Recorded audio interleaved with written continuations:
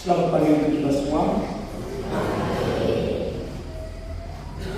Sebelum saya memulai permenungan kita pada pagi hari ini, saya minta kita semua senyum sebentar.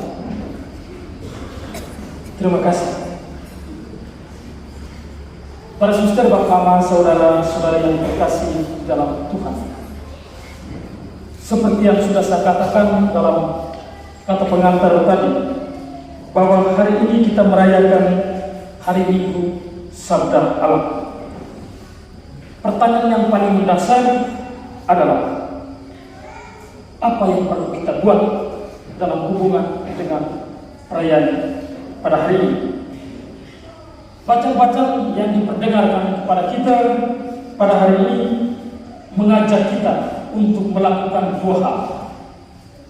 Yang pertama, meluangkan waktu dalam keseharian kita untuk membaca dan merenungkan sabda Allah yang tertuang dalam kitab suci. Kita diajak untuk meluangkan waktu membaca kitab suci. Dalam bacaan pertama tadi kita mendengar kisah orang Israel di bawah bimbingan imam bernama Ezra membaca kitab Taurat dengan meriah. Mereka semua gembira sekaligus terharu karena mereka kini bisa mendengarkan lagi sabda Tuhan. Jadi ada kerinduan di sana. Orang-orang Israel bergembira karena mereka kembali mendengarkan sabda Tuhan.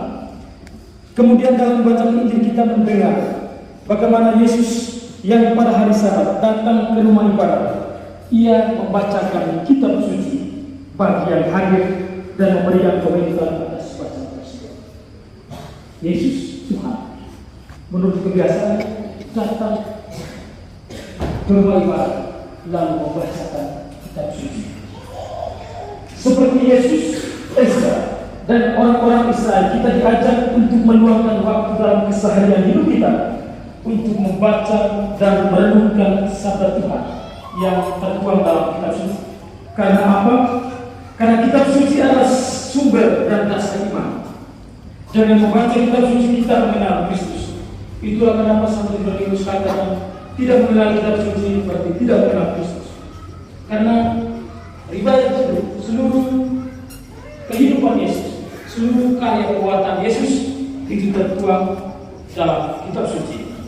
Karena itu kita sebagai orang-orang Kristen, kita mengaku diri sebagai pengikut Kristus, ada satu keharusan untuk kita mengenal Kristus. Dan salah satu cara mengenal Kristus adalah dengan membaca kitab suci. Bapak, Ibu, saudara-saudari, para suster yang terkasih dalam Tuhan, banyak orang telah memperoleh pengalaman serta kekuatan iman yang mengagumkan dengan rajin membaca kitab suci, terutama mereka yang tidak hanya membaca tetapi juga merenungkan dan mengamalkan. Banyak orang merasa diteguhkan, banyak orang disembuhkan oleh karena dengan membaca kitab suci. Saya punya satu pengalaman kecil waktu masih novis di sini tahun 2015. Saya mengalami satu sakit yang kemudian saya tahu namanya tremor. Kita kalau menulis sesuatu tangan selalu kemudian tidak bisa tulis yang baik atau pegang sesuatu yang tidak baik. Ke rumah sakit lalu sama saudara. Kemudian itu yang membuat depresi, saya stres, tingkat tinggi. Lalu masuk ke kamar magister, waktu itu almarhum Pater John Edward. Saya bilang, Pater, saya mau mengundurkan diri. Pater katakan, apakah kalau mau mengundurkan diri sembuh? Satu ketika di hari Sabtu, kami ada satu kegiatan namanya konferensi. Brother John yang memberikan pemberitaan formulir, dia minta kami baca kitab Mazmur 138. Lalu kami baca, pada saat ayat yang ke-8 di situ tertulis, Tuhan akan menyelesaikan ibadah. Ketika membaca ayat itu saya begitu tertegun. Saya mengalami ketenangan, keheningan yang luar biasa. Yang tadi stres hilang. Tapi memang dia tidak sekaligus semua. Tapi dari itu saya bisa melewati masalah usia, kemudian sampai ke level kuliah dan lain sebagainya. Saya sudah cari buku beberapa kali dan semua punya pandangan yang berbeda tentang sakit. Ke rumah sakit dokter saraf, dokter juga heran. Dan dokter katakan kita EEG sebagai scan otak, tak bisa bilang biar. Tapi dia membaca kitab suci. Itu yang membuat saya kuat sekali. Itulah kenapa Mazmur 138 ayat 8 dia menjadi moto kaum kalsa, moto tabisan diakon, moto tabisan imam, dan selanjutnya menjadi moto hidup saya. Di sini saya mau garis bawahi bahwa dengan membaca kitab suci kita menemukan akan hal-hal yang luar biasa yang membuat kita merasa diteguhkan, yang membuat kita merasa ditolong.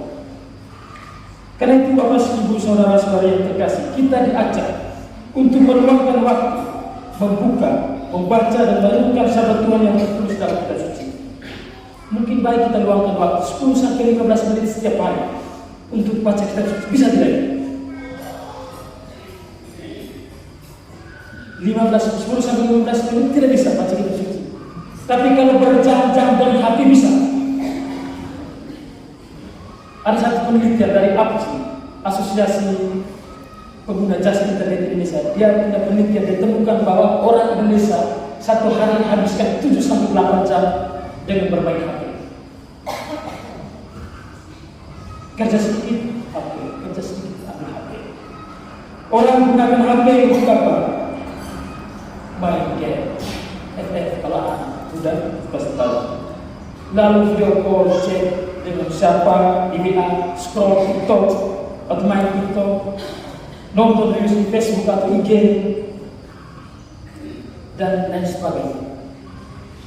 Kalau anak-anak belajar, biasanya buku ada di depan, lalu HP ada di sana. Kerja tugas baca buku 5 menit, ambil HP main 30 menit.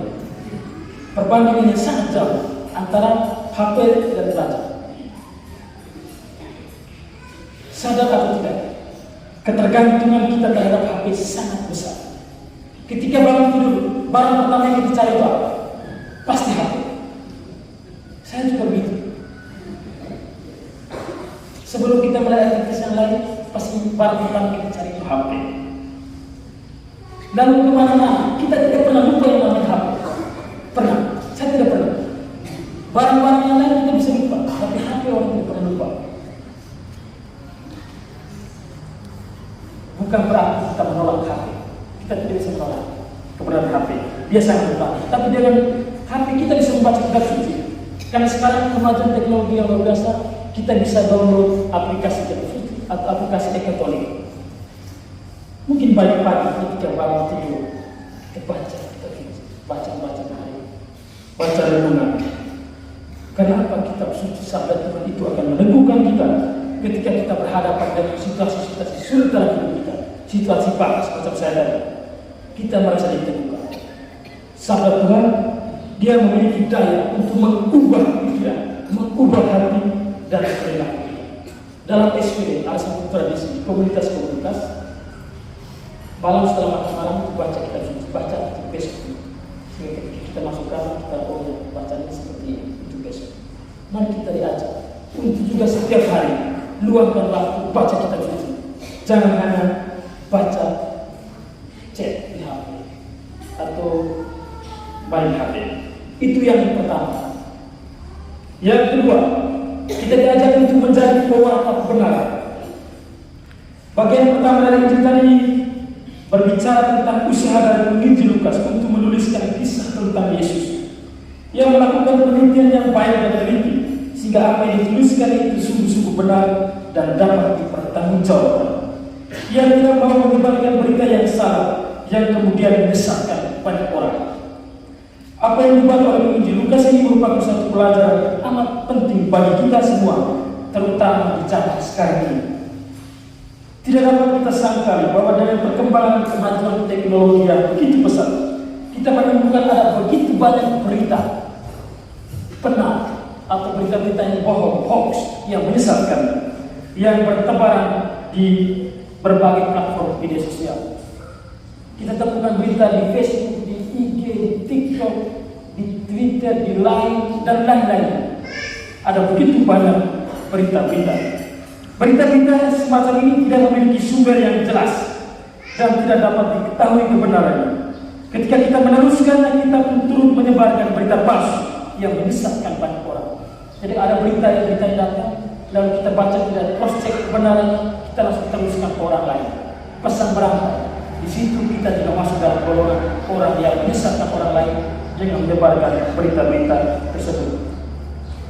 Karena itu kita diajak untuk teliti dan bijak menyebarkan berita sehingga kita tidak menyesatkan orang lain.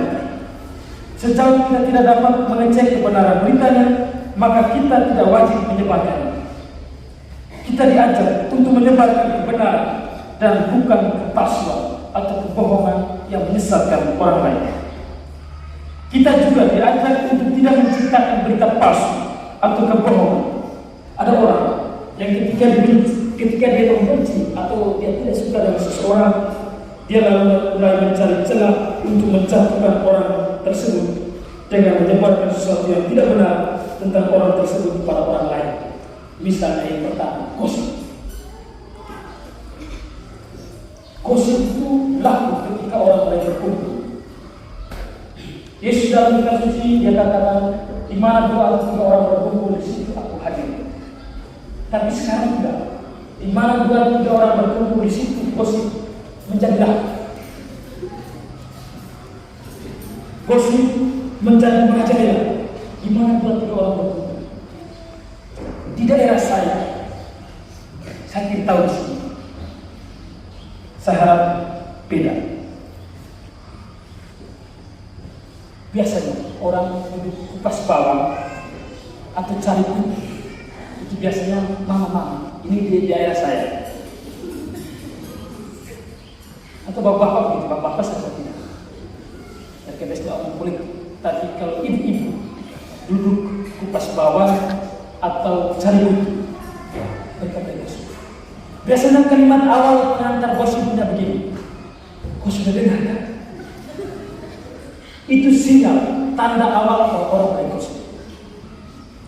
Lalu yang lain mulai tambah-tambah begini. Oh iya benar, kemarin itu begini. Akhirnya damai. Orang mulai gosip. Akhirnya apa? Bawang habis kupas, kutu habis dicari. Orang punya nama, orang punya rumah tangga, orang punya keluarga, habis dituntas, habis dicari sebersih sampai tuntas. Yang tidak ada masalah jadi masalah. Gosip menyebarkan berita bohong. Gosip itu kan kebenarannya masih awal. Lalu kita menyebarkan. Kemudian yang kedua, yang pertama gosip, yang kedua posting. Generasi sekarang itu adalah generasi posting. Sedikit-sedikit posting. Ada masalah sedikit dengan orang tua, ada masalah sedikit dengan suami, ada masalah sedikit dengan istri. Meluapkan itu dengan posting. Marah-marah, maki-maki, atau baper-baperan dengan buat status. Ancam orang, lalu tuduh orang yang bukan-bukan di media sosial. Akhirnya semua orang tahu, oh ternyata dia ada persoalan dengan suami. Oh ternyata dia ada persoalan dengan istri. Karena posting. Orang tidak bisa lagi bedakan mana ruang privat, mana ruang publik. Semua hal posting. Posting di media sosial itu baik, tetapi konten isinya itu yang bukan baik juga. Postingan itu bisa meneguhkan, juga bisa menginspirasi orang lain. Kalau isi atau konten postingan kita itu bermanfaat bagi orang lain. Misalnya kemarin OMK Provinsi dan kelompok Superdia tanam yang susah, tanam penghijauan di kebun misi di Mangsina. Lalu kita posting, kan bagus, menginspirasi orang lain. Bukan kita lakukan. Itu sangat tidak menginspirasi, membuat orang cengkeh dalam kita karena postingan. Karena itu Bapak Ibu saudara-saudari para suster yang terkasih dalam Tuhan, mari dalam hidup kita berusaha untuk mencintai kitab suci dengan meluangkan waktu untuk membaca dan merenungkan, dan juga berusaha untuk menjadi pewarta kebenaran yang meneguhkan, yang menyejukkan dan mengembirakan orang lain, bukan jadi tukang gosip dan juga bukan posting sembarang. Semoga